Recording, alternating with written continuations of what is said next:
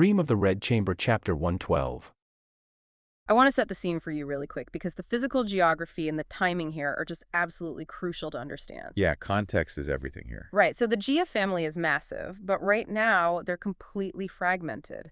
The matriarch, who's just called the old lady, has recently died. And that death creates a huge vacuum. A massive vacuum.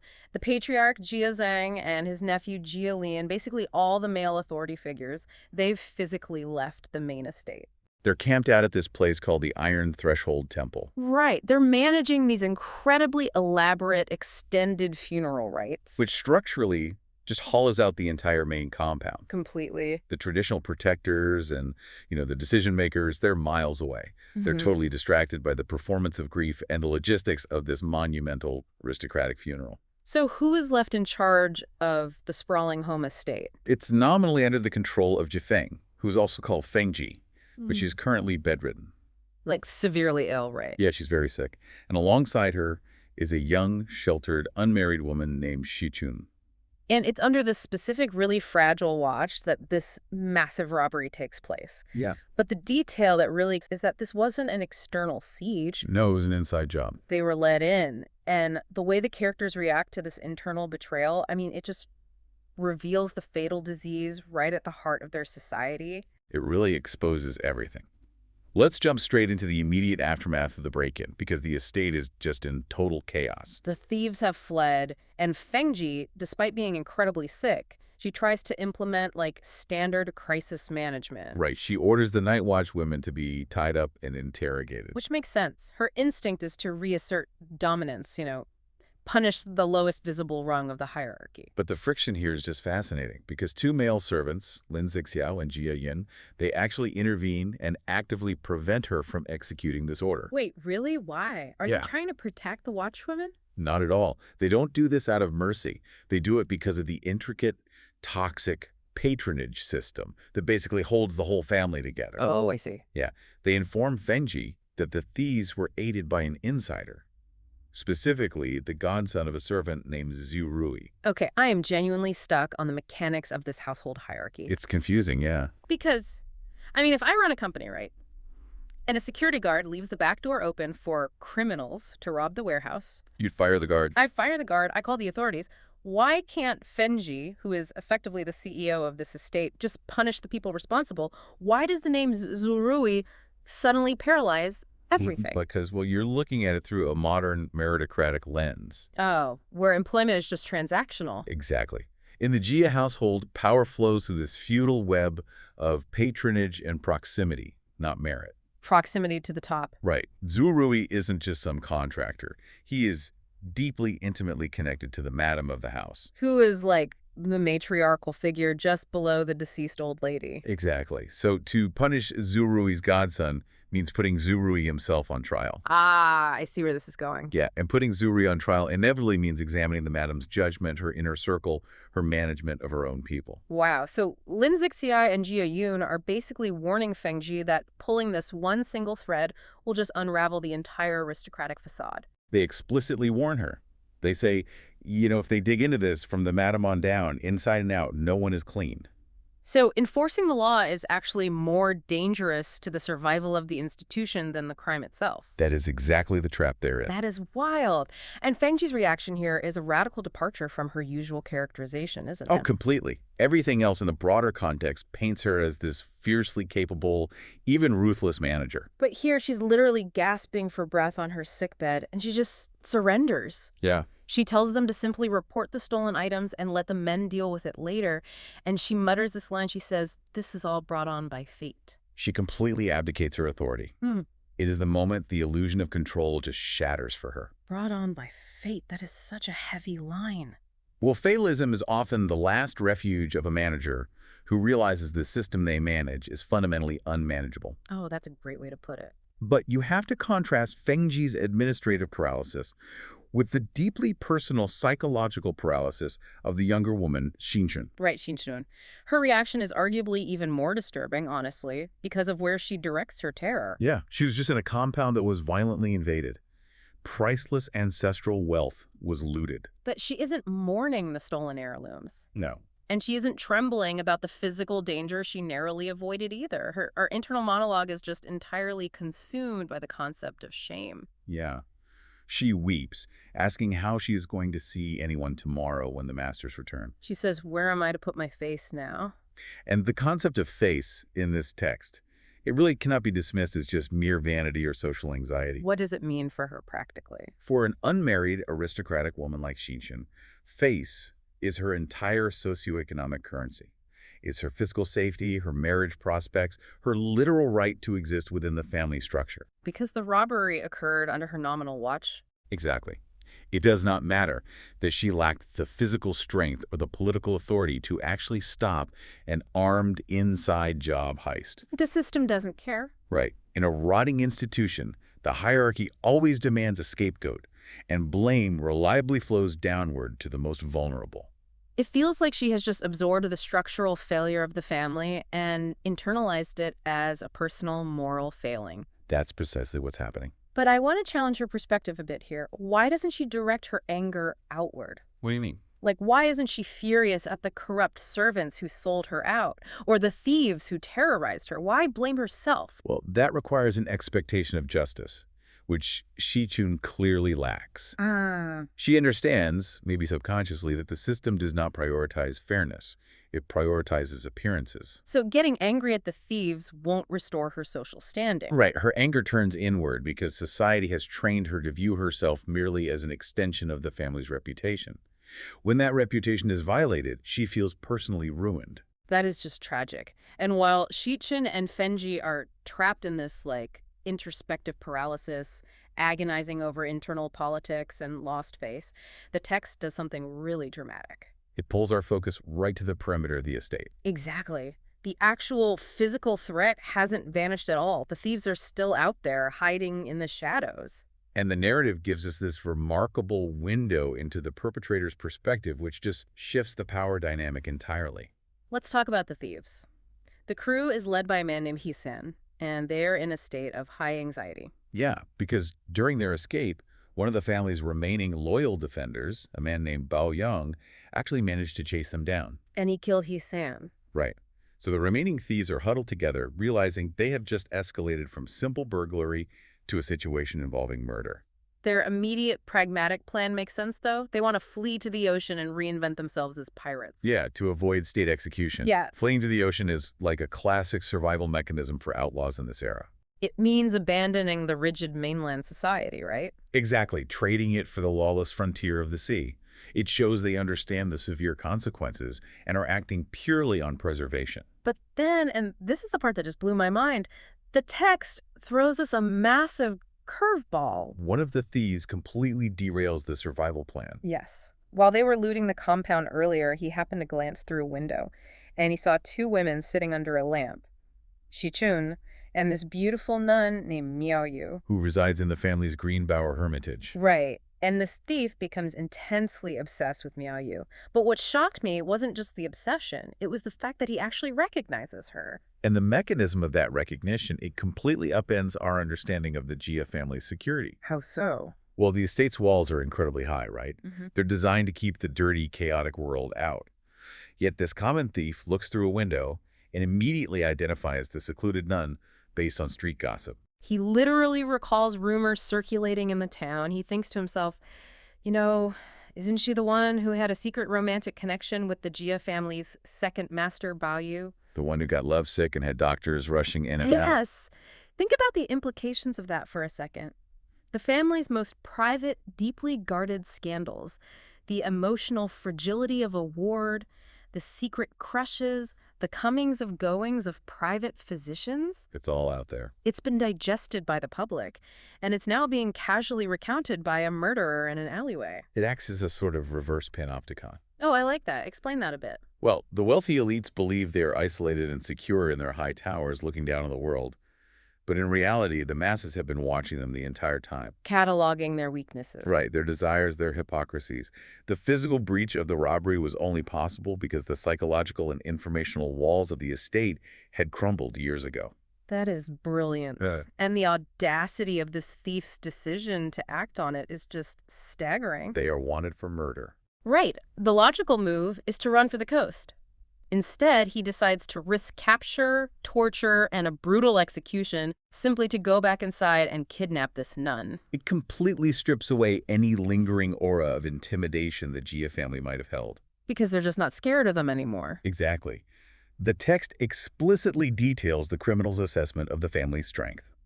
As they fled, they noted that, except for Bao Yang, the guy who killed their leader, the rest of the estate's defenders were quote-unquote useless people. Useless people. Ouch. The thieves have accurately diagnosed the class rot.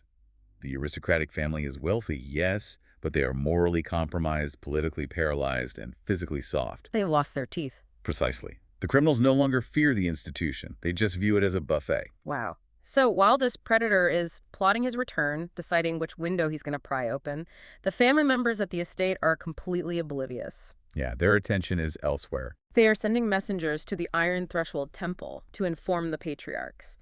So let's look at how the men, the ultimate authorities of this world, handle the crisis. The transition from the physical terror at the estate to the bureaucratic panic at the temple is, well, it highlights the deep absurdity of their priorities. It really does. So the servant, Jiayun, finally arrives at the temple, breathless. He delivers the news of the massive home invasion to the patriarch, Jiazeng, and his nephew, Jialin. And Jialin's immediate reaction is just explosive physical violence. He straight up attacks Jiayun. He berates him, spits in his face, furiously blaming him for failing his night watch duties. Which is a textbook example of displaced aggression. Right, because he can't fix the real problem. Exactly. He's a man who knows the structural integrity of his family is failing, but he lacks the capacity or the courage to fix the systemic issues. Like the internal corruption of Zurui. Right. So he exerts maximum brutal force on the lowest available target. It's the performance of authority without any of the actual substance. But I want to focus on Jiazeng, the overarching patriarch, because his reaction absolutely baffled me. How so? Well, his ancestral home has just been invaded by armed men. The women under his protection have been traumatized. Yeah. But his response isn't to mount a rescue mission or to reinforce the perimeter. His primary, overwhelming concern is paperwork.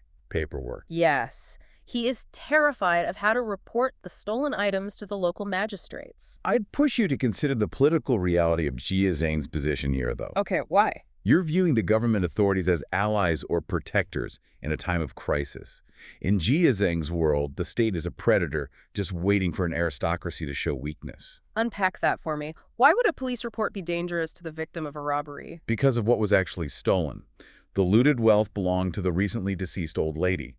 And aristocratic families of this era often hoarded massive amounts of unregistered gold, silver, and precious artifacts. Wait, to avoid taxation? Yes, to avoid taxation and to maintain a secret political war chest. Oh, wow. Jia Zhang explicitly tells Jialin that if they list the actual high-value items that were stolen, the magistrates will immediately ask, where did you get all this undocumented wealth? Oh.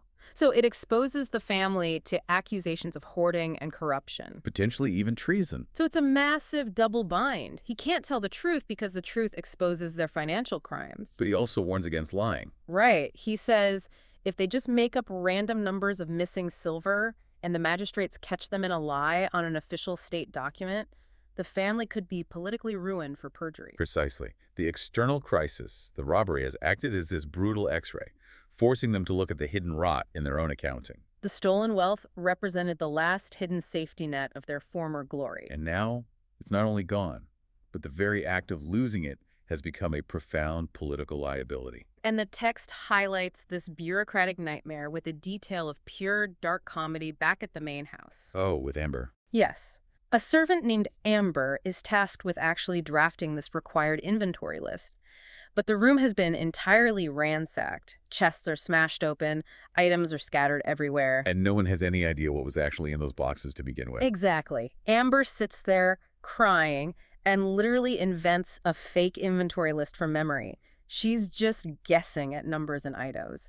And that fiction is what they prepare to send to the government. It perfectly encapsulates the unmoored reality the Jia family now inhabits. Yeah. Objective truth no longer exists within their walls. They're just substituting a fictional performance of order to appease a terrifying authority. desperately trying to cover up a chaotic reality they've completely lost the ability to control. It's insane. And while the men at the temple agonize over the political optics of their fictional paperwork, the very real physical consequences of their defenseless estate are playing out in the dark. Let's return to the Greenbower Hermitage and the nun, Miaoyu. This abduction sequence. It is written with a chilling clinical precision. It's honestly one of the most horrifying moments in the entire text. It really is. It's 4:00 a.m. The estate is theoretically on high alert after the robbery, but in reality, everyone is exhausted and just hiding. Miaoyu is entirely alone. She's already deeply unsettled, shivering in the cold, trying to center herself in meditation beneath this single sea lamp. And then the obsessed thief arrives at her window. But he doesn't smash the glass. No, he doesn't kick the door down. He utilizes a much more insidious method, one that fundamentally violates her bodily autonomy before he even enters the room. He uses a tool called sleeping incense. Right. And the text provides these incredibly visceral, sensory details here. Miaoyu smells a strange, sweet fragrance drift through the paper window and enter her head. And almost instantly, her entire physical form betrays her. Her body goes completely numb. She loses control of her arms and legs. She tries to scream to call for her fellow nuns, but her jaw is just slack. She is physically paralyzed, yet her mind remains entirely conscious and aware. That is just nightmare fuel. It is. And the mechanics of the sleeping incense, they operate as this devastating metaphor for the condition of women in this society. How so? Well, Miaoyu is repeatedly characterized throughout the broader narrative as an extremely clean and pure daughter. She is an ascetic. Right, she's dedicated her life to spiritual elevation. Exactly. Aggressively distancing herself from the dirty physical realities of the secular world. But the incense violently reduces her from a spiritual being into a helpless physical object. She is trapped inside her own paralyzed flesh. Forced to act as a silent, conscious spectator to her own defilement. Ugh, that's so dark. The thief slips into the room, he sees that the incense has worked, and he mocks her helplessness, aggressively embracing her while she cannot resist. The text describes her feeling foolish and drunk in her paralyzed state as he simply picks her up and carries her out the window. But the detail that truly haunts me, the piece of the text I just keep turning over in my mind, is his escape route. Yeah, how he gets out. He carries her down a ladder, places her in a cart, and approaches the main city gates. How does he get out of the heavily guarded city with a kidnapped woman? He employs the ultimate tool of aristocratic privilege. He lights an official aristocratic lantern. Right. He doesn't slink through the shadows or, bribe the guards. He hangs a stolen emblem of state power on his cart and just casually rolls up to the front gates. And the city guards see the lantern, assume it is official noble business, and respectfully wave him through. Consider the devastating irony here. Zhang is currently miles away at the temple, sweating in terror over how to properly interact with the state authorities. Obsessed with maintaining the appearance of noble compliance. Yes. Meanwhile, a murderer is utilizing the very symbols of that noble authority to casually bypass state security and facilitate a horrific crime. The system's tools are perfectly functional. They just have no allegiance. Anyone holding the lantern wields the power. Exactly. The authority of the aristocracy has been completely hollowed out. It's just a prop now. And the text makes a very deliberate, brutal choice regarding the aftermath, doesn't it? It does. The narrator steps in and explicitly refuses to provide closure. We are told it is unknown whether Miaoyu submitted to the thief's insults and lived, or if she died unyielding. She simply vanishes into the lawless world beyond the gates. The ambiguity forces the reader and the characters left behind to just sit with the agonizing lack of resolution. And that lack of resolution crashes down on the remaining characters when the sun rises. The morning after the abduction is just. It's a portrait of an institution turning on its own. Because Miaoyu's fellow nuns and servants wake up, right? Right. They find the ladder left against the wall, discover a dropped sword sheath, and realize with mounting dread what has occurred. They run to the main family for help. And the first person they encounter is Bao Yang, the guard who chased the thieves the night before. And Bao Yang's response provides this stark look at the absolute absence of empathy within the family's ecosystem. It's really hard to read. The nuns are begging for a search party, and Bao Yang sneers at them. He accuses Miaoyu of willingly eloping with the criminals. He says, "Your master led the thieves in. She's gone off with them to enjoy herself. The cruelty is staggering. A woman is drugged and violently abducted from her bed, and the immediate reflex of the estate's security is to accuse her of orchestrating it for sexual thrill. Well, victim blaming is a highly effective defense mechanism for a failed protector. Oh, because if she chose to leave... Then Baoyang didn't fail to protect her, and the walls of the estate didn't fail. The institution preserves its ego by sacrificing the reputation of the victim. That makes awful sense. And Xichun, the young woman who spent the previous night paralyzed by shame, overhears this exchange. Seeing the guard casually destroy Miaoyu's reputation breaks something fundamental inside Xichun. She realizes that the family will not protect anyone. The text gives us access to Xichun's internal monologue here, and it operates as a grim, devastating roll call of the family's women. It's a systemic audit of aristocratic womanhood. She mentally lists the fates of her female relatives. She thinks of Yingchen, who was married off to a cruel man and literally tortured to death. She thinks of Sister Shi, burdened with a tragically ill husband. She thinks of third sister, who was sent thousands of miles away into political exile. She looks at the men failing to govern. She listens to the servants blaming a kidnapped nun. And she realizes her noble birth, her status as a daughter of a great house, isn't a shield at all, it is a cage. She recognizes the illusion of her society. She thought playing by the rules, maintaining her face, and staying inside the walls would guarantee her safety. But the events of the last 24 hours have proven that the rules are rigged, the face is worthless, and the walls are porous. So in a moment of sheer desperation, she grabs a pair of scissors and violently cuts off half of her hair. She attempts to renounce the world and become a nun right there on the spot. Her servants have to physically tackle her and wrestle the scissors away to stop her. I want to look closely at the irony of her action here. What is the specific mechanism of her proposed escape? It's incredibly dark, right? Because Xichun's immediate frantic response to watching her friend, a nun, get violently kidnapped from a hermitage is to try and become a nun herself. It makes no logical sense. None. She just watched the spiritual sanctuary fail to provide physical protection, yet she tries to dive headfirst into it. It highlights the absolute poverty of options available to her. She cannot flee to the ocean like the thieves. She cannot wield authority like the men. She believes that if she can sever her ties to the physical world will stop hurting her. She actually thinks to herself that Miaoyu was like a free cloud and wild crane. She romanticizes the nun's life. But she completely ignores the reality that the free cloud was just paralyzed with drugs and thrown into the back of a smuggler's cart. There's no escape.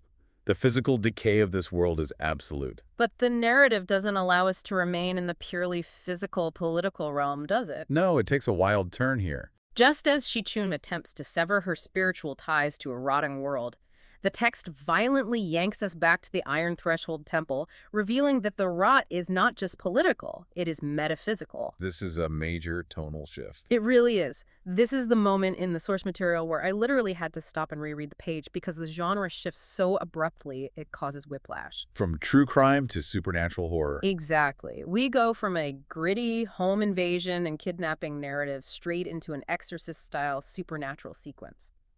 I really struggled with this pivot.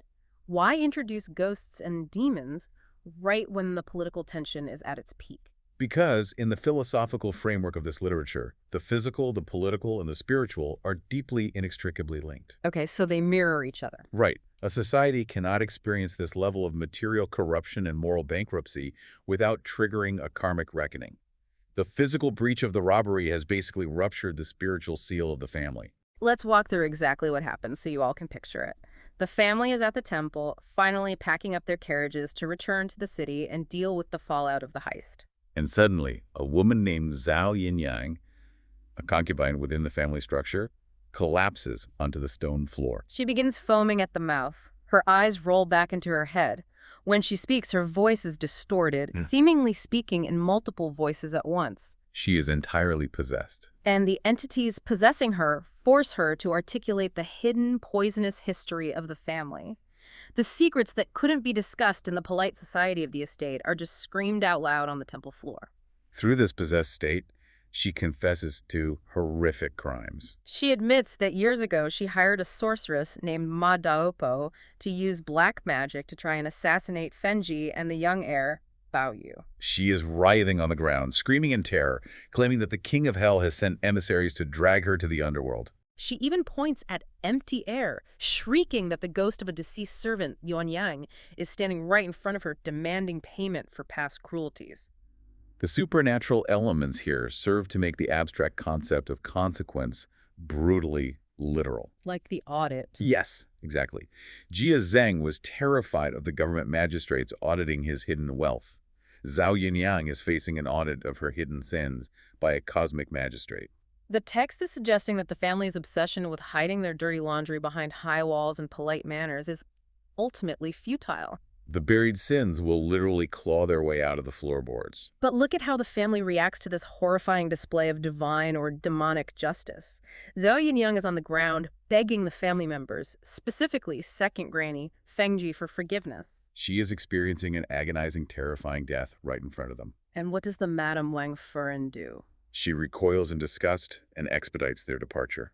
Exactly. They basically say, well, this is unpleasant, let's go. They leave a dying, possessed woman behind at the temple with a couple of low-level caretakers, jump into their carriages, and flee back to the city. The sheer emotional bankruptcy is staggering. They treat a supernatural reckoning, a literal manifestation of their family's buried evil, as nothing more than a minor, distasteful inconvenience to just walk away from. It proves they are incapable of spiritual reflection. They are fleeing the physical threats back at the estate, and they are fleeing the supernatural threats at the temple. They are a family entirely defined by running away from the consequences of their own structure. Which brings us to the final act. The patriarch, Jia Zhang, finally returns from the temple to face the music at the main estate. And what he finds is an institution that has entirely collapsed in his absence. Jia Zhang steps out of his carriage and immediately tries to play the role of the commanding master. He summons the servant Lin Zixao. He demands a full report. He demands that Zhu Rui be immediately bound, arrested, and hauled off to the magistrate for brutal punishment. He wants a public display of his authority to reestablish the hierarchy. He is treating a terminal disease with a Band-Aid. Completely. He believes that by surgically removing one bad actor, Zhu Rui, the integrity of the estate will be magically restored. He fails to grasp that Zhu Rui is a product of the system Jia Zhang himself oversees. And Jilian, the nephew, is the one who finally forces the patriarch to look at the terminal diagnosis. While Jia Zhang is shouting orders, Jilian pulls him aside and delivers a series of devastating blows. First, he tells him Fengji is deathly ill, meaning the administrative engine of the house is broken. But then, he delivers the fatal strike. The family is functionally bankrupt. The financial reality finally breaches the noble facade. Jilian explains that the robbery didn't just hurt them, it ruined them. The hidden reserves are gone. And they are currently in the middle of this massive performative funeral for the old lady. And Jilian admits they do not have the liquid cash to pay for the rest of it. The great aristocratic Jia family cannot afford to bury their own matriarch. Examine the solution Jilian proposes here, because it perfectly illustrates the parasitic nature of the institution. Jilian quietly suggests that they might have to force the servants of the household to pay out of their own pockets to cover the master's funeral expenses. He wants to tax the bottom to subsidize the pride of the top. And Jia Zheng's reaction to this is incredibly telling. He angrily rejects the idea, asking, "Are you telling me that because the family's silver was stolen, we should penalize the servants?" He wants to maintain his self-image as a righteous, benevolent lord. Right. He refuses the parasitic solution, but he offers absolutely no alternative. He has run out of moves. And Jilian has this quiet moment of realization that serves as the thesis for the entire narrative. He says, "I didn't expect the family's luck to decline to this extent." He finally verbalizes that the robbery wasn't the cause of their ruin. It was simply a stress test. And the structure failed the test spectacularly. The decay had been hollowing out the family for years through corruption, infighting, financial mismanagement, and moral cruelty. All of this was obscured by the massive physical walls, the official lanterns, and the polite societal face. The thieves merely kicked in a door that was already entirely rotted through. Which leaves us with the final haunting image of this section of the text. Jia Zhang, the master of the house, the ultimate patriarchal authority figure, dismisses everyone. He doesn't give a grand speech to rally the family. He doesn't draw a sword. No. He walks alone into his study, he sits down heavily on the floor, and he simply sighs.